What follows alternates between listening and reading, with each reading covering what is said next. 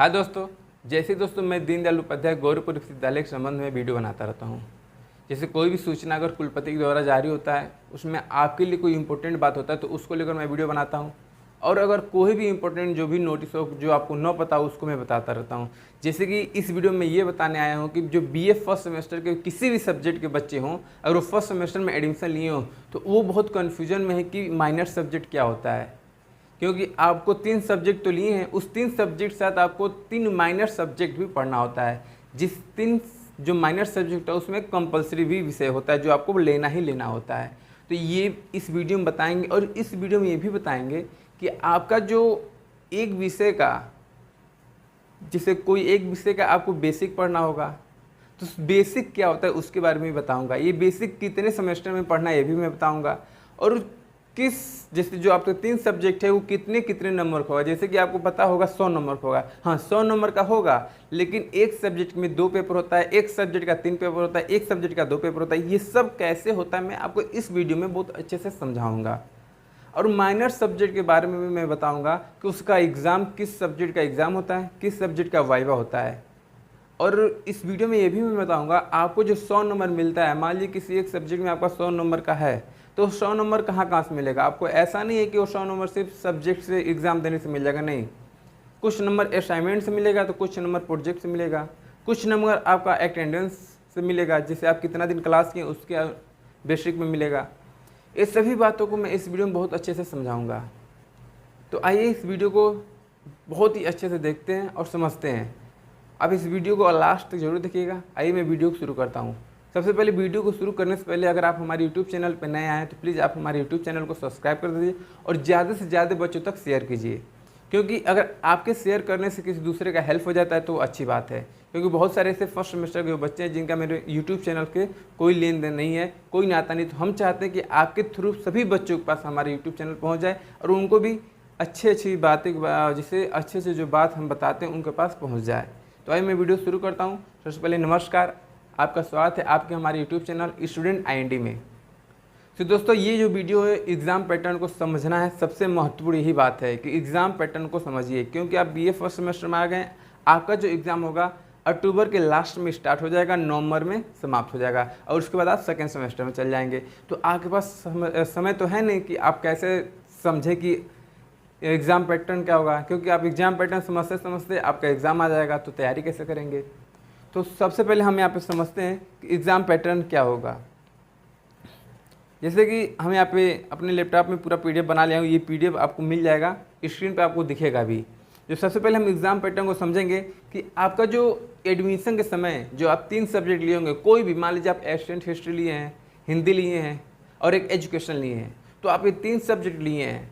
तो सबसे पहले आप जो लाल पीला और 2 कलर का और जो फॉर्म भरे होंगे उसमें किसी 3 सब्जेक्ट में एक सब्जेक्ट का आपको बेसिक भरना होगा।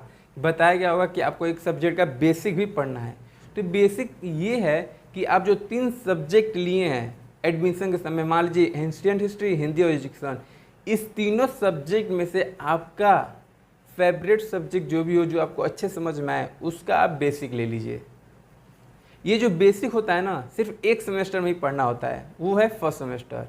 उसके बाद आपको किसी भी सेमेस्टर में, जैसे second, third, fourth, fifth, six, किसी भी सेमेस्टर में बेसिक सब्जेक्ट नहीं पढ़ना रहेगा। ठीक है।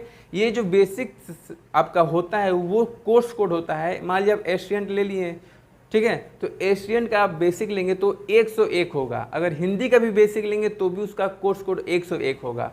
अगर आप एजुकेशन का भी कोर्स कोड लेंगे बेसिक तो उसका भी 101 ही कोर्स कोड होगा। आपका मन, आप किसी भी का, आप ये नहीं है कि कोई आपको फोर्स करने ये लीजिए, नहीं।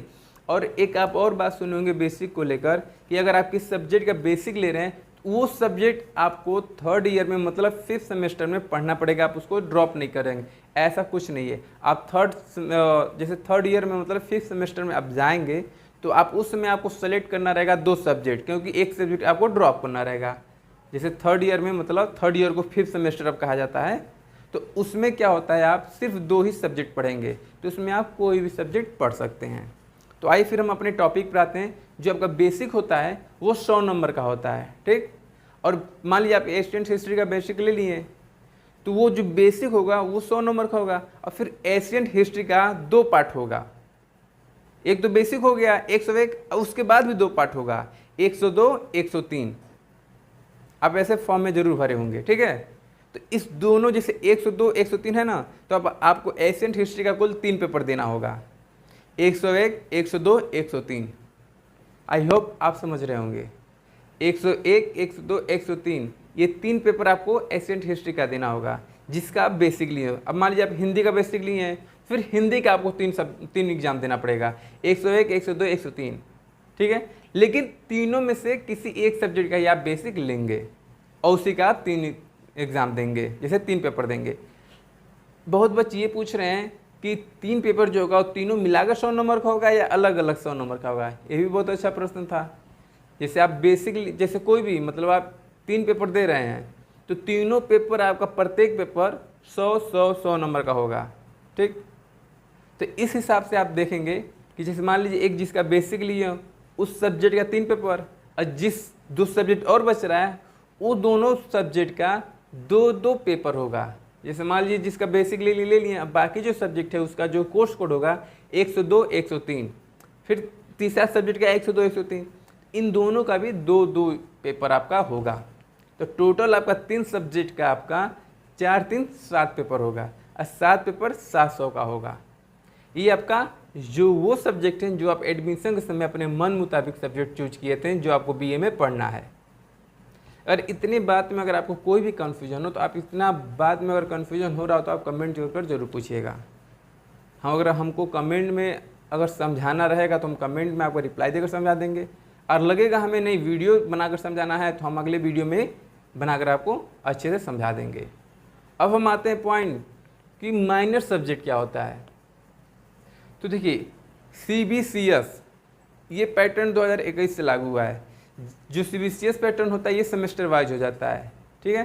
तो इसमें क्या होता है कि आप अपना सब्जेक्ट तो पढ़ेंगे जो 3 सब्जेक्ट भी हम लिए हैं, लेकिन बच्चों को जैसे मान लीजिए कभी ये होता है कोई बच्चा अगर तीनों सब्जेक्ट में मन न लगे तो उसका एक अतिरिक्त स्कोप रहे, तो उसके लिए सरकार क्या की है 3 माइनर सब्जेक्ट भी पढ़ाती है अलग से, कि बच्चा अगर ये तीनों सब्जेक्ट में फ्लॉप हो गया तो 3 सब्जेक्ट में अगर कहीं से भी पढ़ लिख सके, तो इसलिए उसको 3 सब्जेक्ट माइनर पढ़ाया जाता है। तो इसमें देखिए क्या होता है, इसमें कुछ बहुत कन्फ्यूजन नहीं है, बहुत ईजी है। आप कोई भी माइनर सब्जेक्ट, जैसे मान लीजिए आपको वो एक लिस्ट मिला होगा, उसमें एनी स्पोर्ट, NSS, NCC और एजुकेशन इंफॉर्मेशन टेक्नोलॉजी होगा, फैशन डिज़ाइनिंग होगा, ऐसे बहुत सारे सब्जेक्ट मिले होंगे।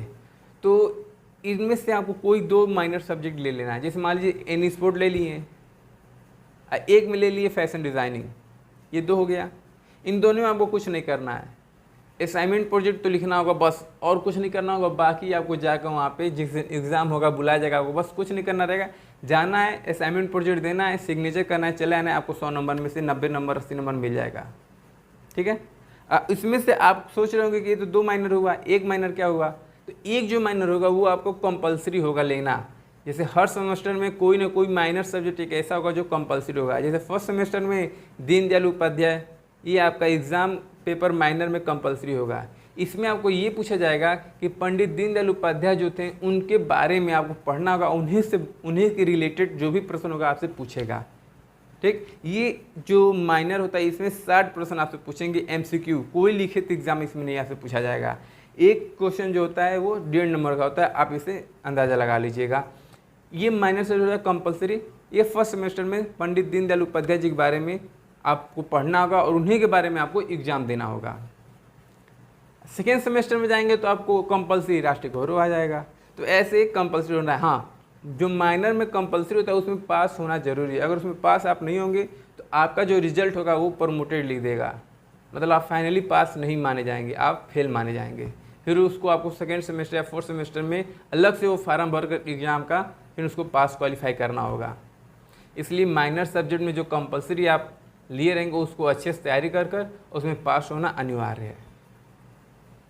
आई होप माइनर सब्जेक्ट के बारे में आपको बहुत अच्छे से जानकारी हो गया होगा।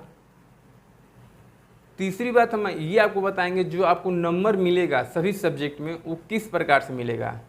जैसे मान लीजिए हम शुरू में ही बताएं कि आपको जो आपका 3 सब्जेक्ट है जो आप एडमिशन के समय आप लिए हैं उसमें से आपको नंबर कहाँ से मिलेगा। तो उसमें से जो आपको नंबर मिलेगा, देखिए आप एकदम अच्छे से समझिएगा, 5 जो नंबर होगा आपको वो आपके अटेंडेंस में मिलेगा। जैसे आप कितने दिन आए हैं उस हिसाब से आपको 5 नंबर अटेंडेंस में मिल जाएगा। 10 नंबर आपको असाइनमेंट प्रोजेक्ट से मिलता है। कुल हो गया 25 नंबर। ठीक, 5 number attendance, 5 number attendance, 10 number assignment, 10 number project, 25 number ये हो गया।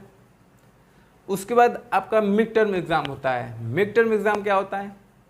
ये मिड टर्म एग्ज़ाम ये होता है कि आपको लिखित एग्ज़ाम देना होगा। लिखित एग्ज़ाम बहुत ज़्यादा नहीं होता, बहुत थोड़ा सा होता है। इससे आपको कुल 6 प्रश्न मिलेगा लिखित एग्ज़ाम में, जिसे मिड टर्म एग्ज़ाम कहते हैं। मिड टर्म एग्ज़ाम में लिखित एग्ज़ाम होता है जिसे मिड टर्म एग्ज़ाम कहते हैं। इसमें 6 प्रश्न आएगा। 6 प्रश्न में से आपको ऑप्शन देगा, कृपया आप इस निम्न में से 3 प्रश्न आपको करना रहेगा। प्रत्येक प्रश्न 5-5 नंबर का होगा, तो टोटल 15 नंबर ही हो जाएंगे, क्योंकि 3 ही प्रश्न करना है। तो 15 नंबर ही हो गया। 25 नंबर मैंने वो बताया था, तो 15-25 40 नंबर। उसके बाद आपका एग्ज़ाम होगा मिड टर्म, इन टर्म, जिसे एंड टर्म कहते हैं। ये सबसे लास्ट एग्ज़ाम होता है आपका। अब क्या है, जो आपका लास्ट एग्ज़ाम होता है, ये 40 प्रश्न पूछे जाते हैं, MCQ प्रश्न होते हैं। आपको एक OMR शीट दिया जाएगा, एक बुकलेट दिया जाएगा जो एंड टर्म एग्ज़ाम का प्रश्न होता है। उसमें वो 40 क्वेश्चन होते हैं। प्रत्येक जो प्रश्न होते हैं 1.5 नंबर के होते हैं, कोई माइनस मार्किंग नंबर नहीं होता है। जैसे आपको एक प्रश्न दे देगा, उसका 4 ऑप्शन दे देगा, पूछेगा कौन सा ऑप्शन आपको सही है। अगर सही लगा रहे हैं तो 1.5 नंबर मिलेगा, नहीं लगा रहे तो कुछ नहीं मिलेगा। तो ये आपका 60 नंबर का होता है। तो 40 नंबर 60 नंबर मिला के आपका 100 नंबर हो जाता है। मतलब ये है कि कुल मिला के कोई भी बच्चा किसी भी सब्जेक्ट में फेल होने का कोई संभावना नहीं है, अगर पढ़े तो भी, ना पढ़े तो भी। ठीक, लेकिन पढ़ना जरूरी है। आप ये मत कहिएगा कि आप कहे हैं कि फेल कोई नहीं होगा, कि हम नहीं पढ़े ऐसे वैसे, ऐसा नहीं, आप पढ़िएगा ज़रूर। ठीक, ये आपका टोटल 100 नंबर हो जाएगा ऐसे सब मिला के। और इसके बाद भी अगर आपको कोई भी प्रश्न डाउट रह गया हो, अगर जो हमसे पूछना हो, तो आप पूछ सकते हैं। आपको हमारी वीडियो के लास्ट में एक क्लिप मिलेगा, उसको ज़रूर देखिएगा।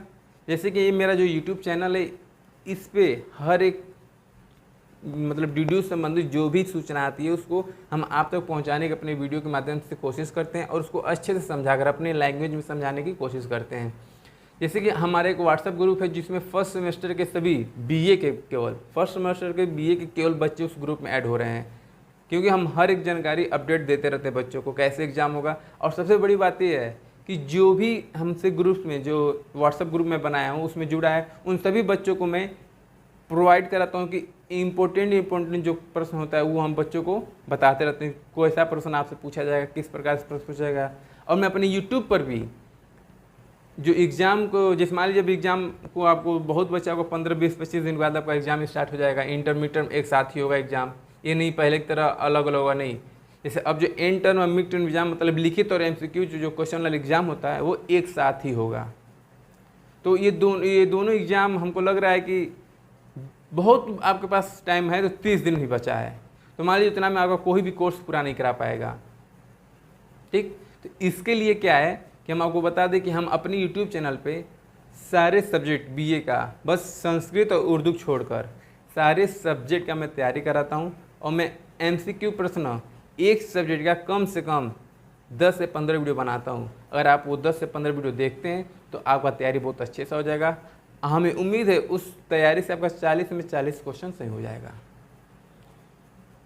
तो ऐसे ही आप हमारी वीडियो को देखते रहिए और सब्सक्राइब जरूर कर लीजिएगा हमारे चैनल को। और कोई भी अगर आपको समस्या हो प्लीज़ कमेंट करके जरूर बताइएगा। और नेक्स्ट वीडियो क्या बनाना है आप ज़रूर बताइएगा। आपको जो ना समझ हम उसी पे नेक्स्ट वीडियो बना देंगे। तब तक के लिए धन्यवाद। Thank you so much.